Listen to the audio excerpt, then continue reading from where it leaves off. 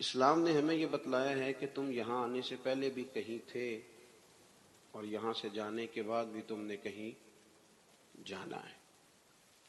اگر جزا اور سزا کا تصور ختم ہو جائے نا، کہ مظلوم کو قیامت میں انصاف نہ ملے، ظالم کو سزا نہ ملے، تو پھر اس دنیا میں لوگ شترے بے مہار ہو جائیں گے، ایک دوسرے کو کاٹ کاٹ کے کھائیں گے۔ پھر تو یہاں کوئی آدمی کسی بھی جگہ قرار نہ پا سکے گا، اس کو پتہ ہے کہ جو ہے یہیں پہ ہے۔ ظالم ظالم ہی رہ جائے گا اور مظلوم مظلوم۔ اسلام نے ایک تصور دیا ہے، وہ تصور ہے آخرت کا تصور، اور یہ وہ تصور ہے کہ جس پر اسلامی عقیدے کی بنیاد کھڑی ہے کہ تم نے مرنا ہے، پھر تم نے اللہ کی بارگاہ میں حاضر ہونا ہے، پھر تمہارے لیے جزا اور سزا کا فیصلہ ہونا ہے۔ ہمارے ہاں کچھ لوگ یہ سمجھتے ہیں کہ فلانا آدمی جب اپنے ڈرائنگ روم کے اندر تھا تو اس کے پاس بڑی آسانیاں تھیں، جب وہ اپنے کمرے میں تھا تو اس کے پاس بڑی سہولیات تھیں، بیڈ لگا ہوا تھا، گرمیوں میں اے سی تھا، سردیوں میں ہیٹر تھا۔ اب وہ قبر میں جائے گا تو اس کے ساتھ کیا بنے گا؟ اور نفسیاتی دباؤ دیا جاتا ہے اس بات پر کہ بڑی تنگ ہے قبر، بڑی مشکل ہے قبر۔ ہے صحیح مشکل، بڑی تنگ ہے، پر اس کے لیے جس نے تیاری کوئی نہیں کی،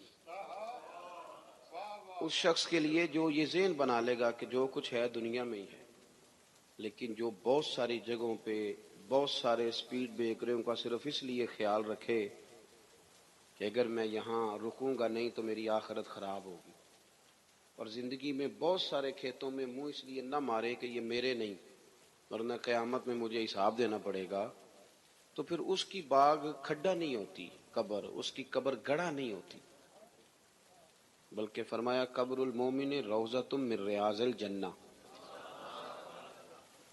اب جو بڑے بڑے نواب ہوتے ہیں نا، بڑے بڑے جاگیردار، ان کے بھی کھیت ہوتے ہیں پر باغ نہیں ہوتے، باغ تو کسی کسی کا ہوتا ہے، لیکن فرمایا قبر المومن روضۃ من ریاض الجنہ۔ مومن کی قبر کو کھڈا نہ سمجھو، گڑھا نہ سمجھو، بلکہ مومن کی قبر جنت کے باغوں میں سے ایک باغ ہے۔ آخرت کی جو زندگی ہے نا وہ بڑی شاندار زندگی ہے، اس کا بڑا مقام ہے، اس کا بڑا مرتبہ ہے۔ قرآن پاک نے کہا وَالْآخِرَةُ خَيْرٌ وَأَبْقَىٰ، فرمایا آخرت تمہارے لیے بہتر بھی ہے اور ہمیشہ باقی رہنے والی بھی۔ دنیا میں جو بندہ آپ کو بڑا سکھی لگتا ہے نا، وہ کچھ سکھی نہیں۔ اللہ نے فرمایا آخرت تمہارے لیے بڑی ہی بہتر، بڑی بہتر۔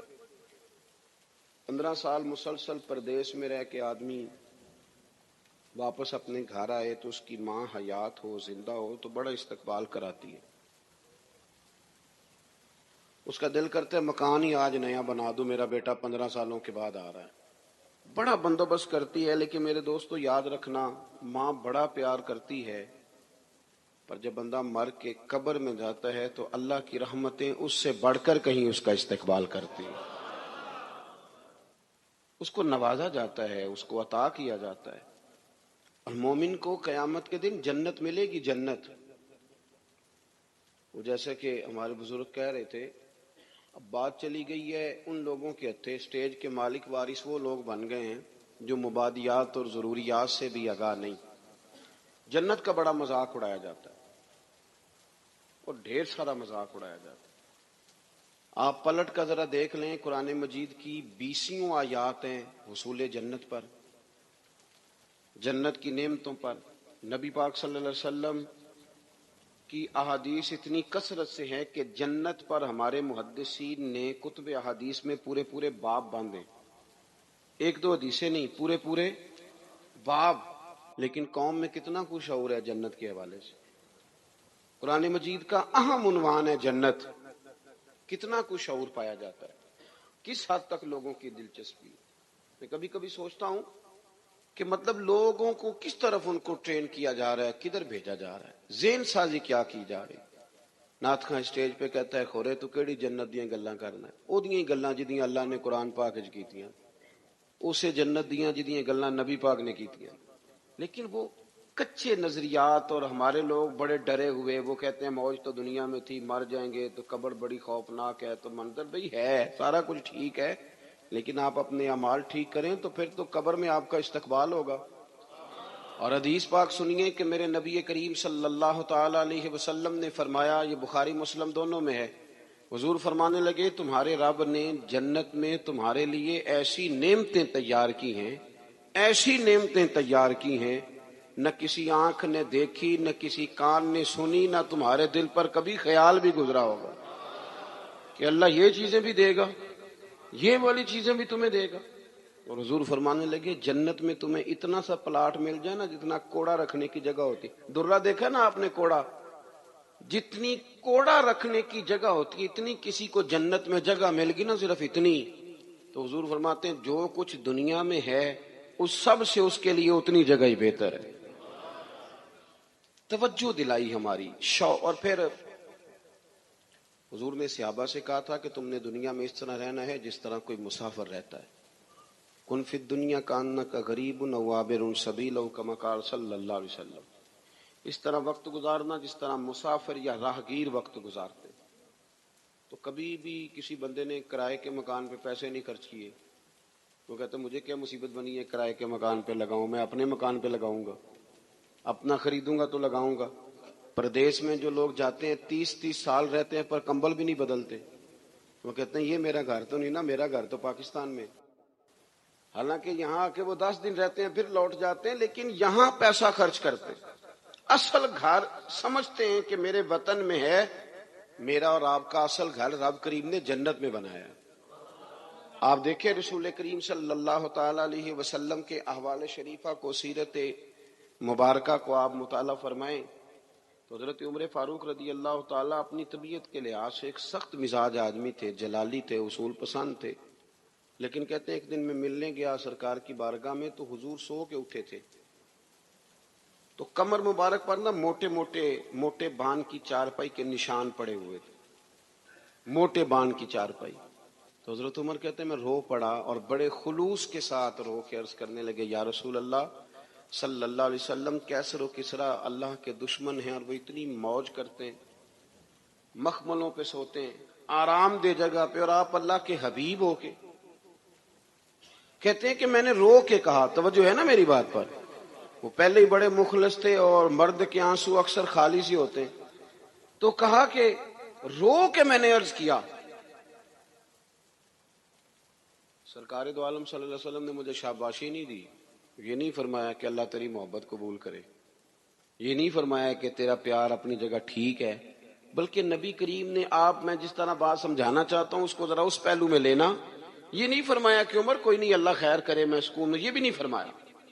حضرت عمر کہہ رہے ہیں کہ یا رسول اللہ صلی اللہ علیہ وسلم اللہ کے دشمن بڑے آرام میں ہیں اور آپ تکلیف میں ہیں، تو حضور حضرت عمر سے کیا کہتے ہیں؟ سرکار فرماتے ہیں عمر کیا تم یہ پسند نہیں کرتے کہ وہ دنیا میں تھوڑی بہت موج کر لیں اور آخرت میں ذلیل ہو جائے، اور ہم دنیا میں تھوڑی تکلیف برداشت کریں اور آخرت کی ساری عزت اللہ ہمیں ہی عطا کر دے؟ فرمایا تم جو پسند کر رہے ہو اسے پسند نہ کرو بلکہ آخرت کی نعمتوں کو پسند کرو. یہ باقاعدہ تربیت دی، یہ باقاعدہ شوق دیا، یہ باقاعدہ تیاری کی. حضرت انس بن مالک رضی اللہ تعالیٰ عنہ فرماتے ہیں کہ میں اس دن کھڑا تھا جس دن شہداء احد کی تدفین کی جا رہی تھی. تو حال یہ تھا کہ حضرت صفیہ رضی اللہ تعالیٰ عنہ نبی پاک صلی اللہ علیہ وسلم کی پھپھو جان، انہوں نے جب دیکھا نا کہ میرے بھائی حضرت امیر حمزہ کا سارا وجود کاٹ دیا گیا تو وہ 2 کپڑے لے کے آئیں کفن کے لیے. تو کہا کہ یا رسول اللہ صلی اللہ علیہ وسلم میرے بھائی کو اس میں کفن دے. اللہ کے محبوب صلی اللہ علیہ وسلم کفن دینے لگے تو ساتھ ہی حضرت مصعب ابن عمیر کی لاش مبارک پڑی تھی، وہ بھی شہید ہو گئے. سرکار فرمانے لگے پھپھو میرا دل نہیں مانتا کہ اپنے چچا کو تو 2 کپڑوں میں غسل دے دوں اور مصعب ابن عمیر کو ایسے ہی دفن کر دوں. تو پھوپھی کہنے لگی کہ حضور آپ اس طرح کریں، ایک کپڑا انہیں دے دیں اور ایک انہیں دے دیں. اب ایک کپڑا چھوٹا تھا ایک بڑا تھا، اللہ کے رسول نے بڑا کپڑا حضرت مصعب ابن عمیر کو دیا، چھوٹا کپڑا حضرت امیر حمزہ کو دیا. فرمایا ہم اس کے وارث ہیں، یہ ہمارے خاندان کا ہے، تو ہم دوسروں کے لیے قربانی دیں گے، اظہار کریں گے۔ لیکن وہ بڑا کپڑا دیا تو وہ بھی حضرت مصعب ابن عمیر کو پورا نہیں تھا، حضرت امیر حمزہ کو بھی پورا نہیں تھا۔ اگر سر ڈھانپتے تھے تو پیر ننگے ہو جاتے، پیر ڈھانپتے تھے تو سر ننگا ہو جاتا تھا۔ قربان جائیں، حضرت انس بن مالک کہتے ہیں لوگ یہ منظر دیکھ رہے تھے اور رو رہے تھے، پر حضور نے ایک فکرہ کہا تو ہماری سوچیں بدل دیں، اور میں کیوں پریشان ہوتے ہو، انہیں دفن کرو، تم قبر پہ مٹی ڈال کے سائیڈ پہ ہو جاؤ، اللہ ابھی انہیں جنت کا لباس عطا کر دے، بھی 1 منٹ کی بات ہے، انہیں جنت کا لباس ملے گا، اور شاندار لباس ملے گا، اور اعلیٰ لباس ملے گا، اور وہ ملے گا جو میرا رب اپنے فضل سے عطا فرمائے گا۔